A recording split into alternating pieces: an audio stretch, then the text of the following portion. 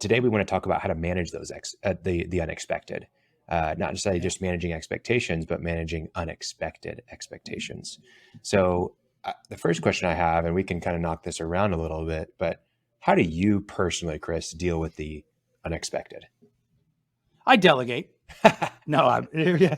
Um, you know, so the thing is when something unexpected happens, Khalil, in the event business, I think the natural instinct is everybody's temperature rises, right? Because they're uncomfortable. It's not going according to plan, and it really, in a lot of ways, it's predictable. And yet, we work with a lot of white collar executives who are used to being in charge and getting things done and done efficiently. And now you're in this environment where all these variables have to come together, which you have little to no direct control over or influence over. And so they can get frustrated quickly and easily when unexpected things happen. So I think the first thing you have to do is you have to stay calm, um, and and make sure that your people you got to talk to your staff and coach them up about, you know, remember, natural reaction, somebody's going to get emotional. And I'm going to remind you that in that moment at show site, you are the one person that can help them. And so you don't want to flex that or throw that at them, um, but take comfort in knowing that you're their best option. And so we talk a lot about, language we use and how you talk in that moment. But before we even get to the moment, Khalil, we spend a great deal of time at our company in being prepared and gaming out those things that could happen. Never could imagine the bank. Imagine if your cash were frozen and you couldn't make payroll. I mean, that was just really an extreme. But if Sure. something is breaking or somebody no shows and something goes MIA, and it's or something's held at customs or whatever the situation is, our company, and you know enough, and I think some of the listeners know enough about who we are.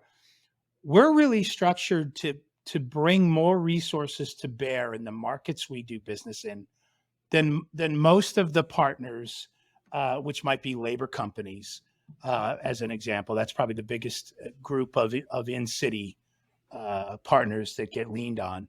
But we have a shop, and we have 100 drop in place counters, and we have 75 AV monitors, and we have some emergency rental furniture. And what we don't have, we have a really good local collective of partners that will be responsive to us that we can bring to bear. And it's why we're not everywhere, because we can't duplicate that in the top 20 US cities. But where we do hang our shingle, we want to make sure we can do that. So a big part of our readiness is, we pay attention to the things we know will happen. If you're a small exhibit house or an exhibitor and you do 5 shows a year, you obviously have some experience with what could go wrong. But when you do 55 builds a month in the same city, we really have a peek at the types of things that the sort of the known unexpected things that could go wrong. But what's that farmers insurance motto, Khalil? We, We know a thing or two because yeah, we've seen a thing or two. yeah. That guy, right? We really have, and so we've made a deeper investment to be more ready, I think, than the average company, because 55, 60 projects a month. Yeah.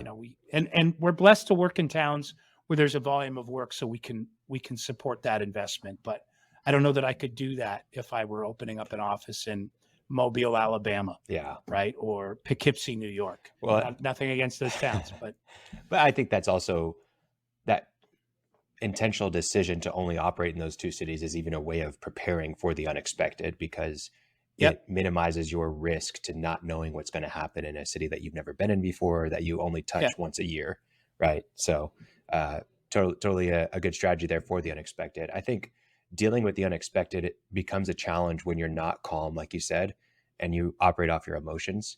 So much of being able to handle problems and find solutions is being able to think clearly and logically, not emotionally. I think defining the problem really helps you to deal with the unexpected, because yeah, you may deal with something temporarily, but there are so many side effects to the graphic not showing up on time, or the crew not showing up on time, or not being able to get into the warehouse. So, with all of these unexpected things that could come up, being able to truly identify and define the problem and all of the side effects and consequences of that problem happening will help you so much to deal with the unexpected. Um, but I think another, By the way, yeah, I think it's worth noting. I don't think this is just an operations manager problem. I don't think no, this is just a installer's problem. I think if you are an event professional, whatever your position is in this industry, this is now touching everybody, Khalil. So, for example, as an owner or financial manager, it was banking last yep, week. But if you're a designer, man, you get hit with unexpected changes all the time, which sound like it's, oh, I'm just doing a rendering a little different. No, when you have to redesign something, you have to think about the buildability. You have to think about the cost consequences of it. If you're the project manager, same thing. If you're the account executive, right, and your big account that you've spent 3 or 4 or 5 years pouring into the relationship, and in this current job market with people flipping and changing so often, all of a sudden you get notice that your main contact that you're fully invested in is now gone. And now there's another person and you're back to square one.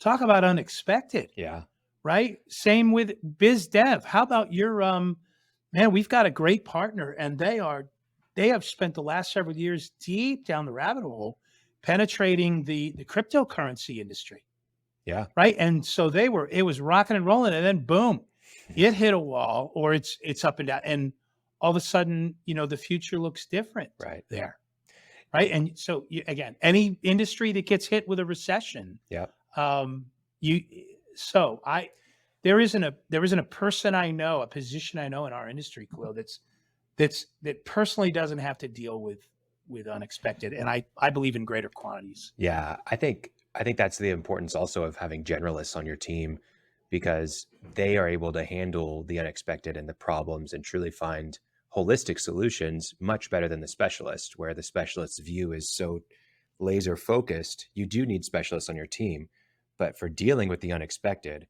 they may not see the whole picture. And the generalist is going to be thinking of how it touches all areas of your business, or many areas of your business, much better than the specialist will. So that's always something. I think with the unexpected too, though, you do need to decide quickly. Nothing is worse than just lingering in the unexpected and just bathing in a problem for days and days. You need to be quick and act quickly. Make the decision, and an executed plan is typically much better than a plan that never comes to fruition. So come up with a plan and then go and execute it.